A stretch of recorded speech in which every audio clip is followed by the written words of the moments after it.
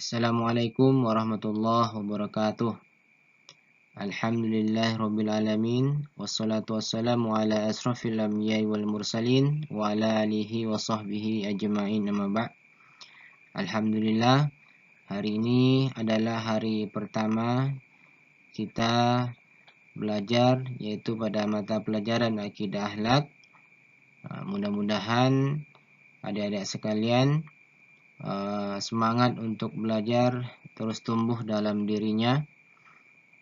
Baik, untuk selanjutnya pada pelajaran yang pertama ini kita akan belajar tentang kalimat thayyibah.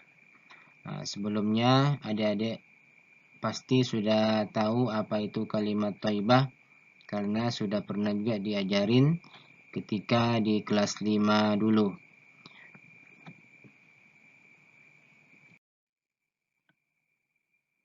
Sebelum kita masuk kepada materi, alangkah baiknya kita harus mengetahui tujuan pembelajaran ini.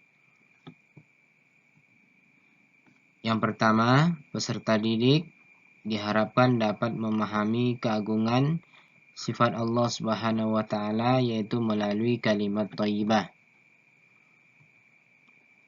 Yang kedua, peserta didik diharapkan dapat terbiasa membaca kalimat thayyibah, yaitu astaghfirullahalazim, dalam kehidupan sehari-hari.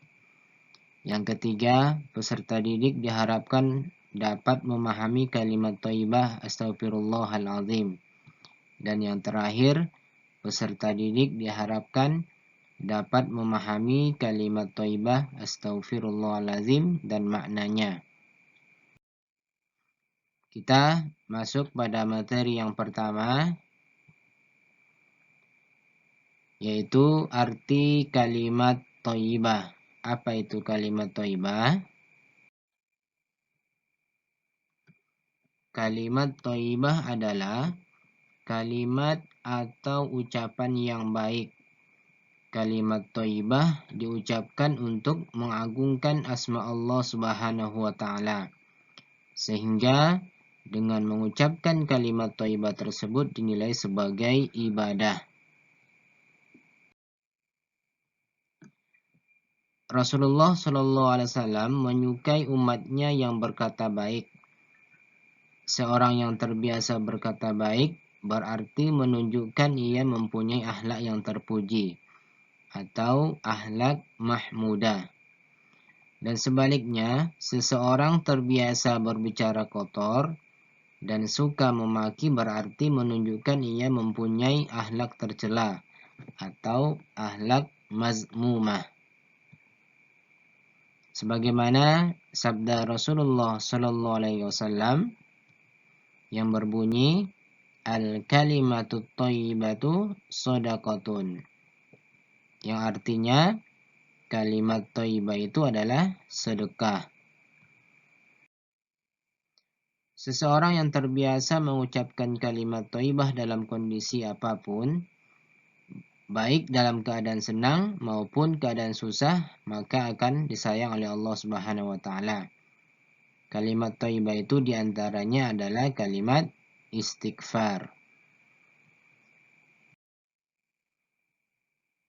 Kita masuk pada materi yang kedua, yaitu tentang kalimat astaghfirullahalazim,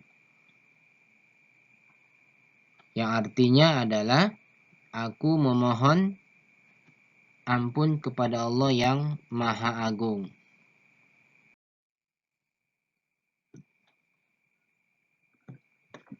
Kalimat istighfar merupakan bentuk bertaubat kepada Allah Subhanahu wa taala. Namun, dengan istighfar saja belum cukup. Kalau kita salah atau berdosa, segera beristighfar, menyesali atas kesalahan atau dosa, dan berjanji tidak mengulangi lagi dan langsung ditutup dengan perbuatan yang baik. Tata cara untuk meminta maaf.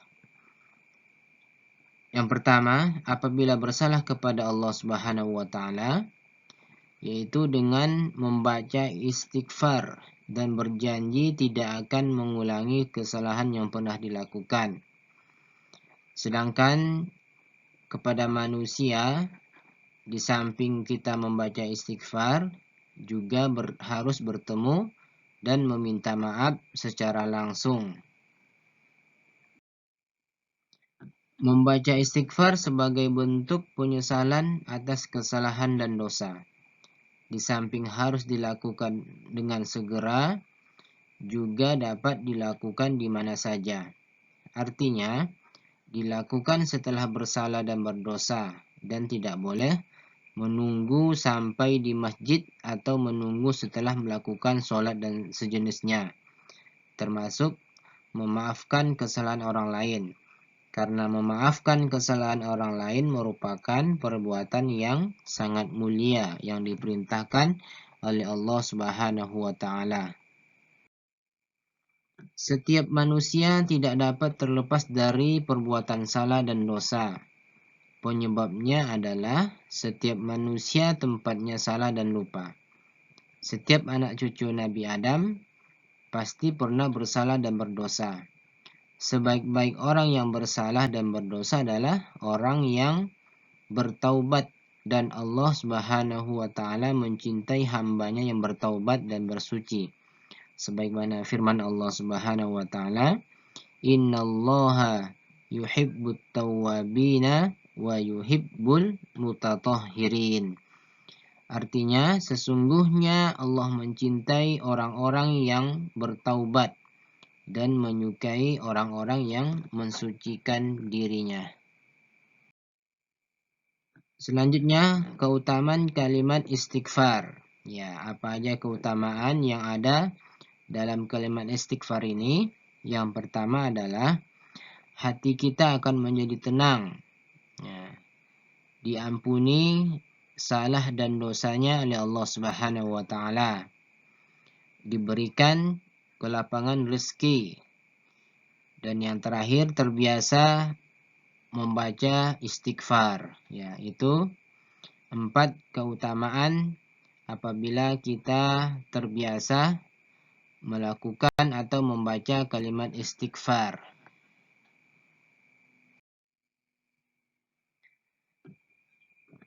Agar di dalam mengucapkan kalimat thayyibah dapat memberikan manfaat, perhatikan tata caranya.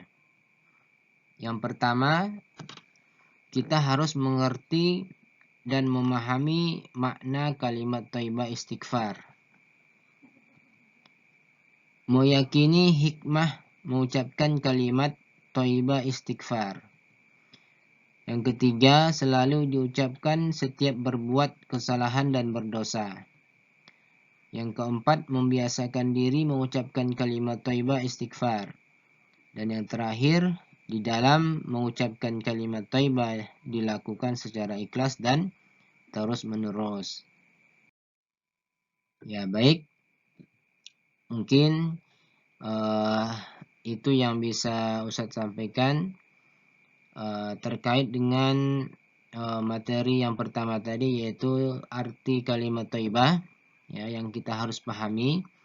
Yang kedua, tentang materi kalimat istighfar. Ya, kapan saja kita harus mengucapkan kalimat istighfar, dan apa keutamaan yang ada dalam kalimat istighfar tersebut. Ya, baik, untuk melatih pemahaman kita, Ustadz akan memberikan 5 soal. Silakan adik-adik sekalian mencari jawabannya dan ditulis di buku latihan akidah akhlak. Soal yang pertama, apakah arti kalimat thayyibah astaghfirullahal azim? Soal yang kedua, kapan kalimat thayyibah istighfar diucapkan? Soal yang ketiga, kenapa umat Islam harus membiasakan mengucapkan kalimat thayyibah astaghfirullahal azim? Soal yang keempat, sebutkan cara bertaubat apabila melakukan kesalahan kepada manusia. Soal yang kelima, sebutkan manfaat membiasakan mengucapkan kalimat thayyibah istighfar. Ya baik, silakan dikerjakan masing-masing dan ditulis di buku Akidah Akhlak. Ya baik, demikian yang bisa Ustadz sampaikan pada kesempatan yang berbahagia ini. Demikian dari Ustadz. Assalamualaikum warahmatullahi wabarakatuh.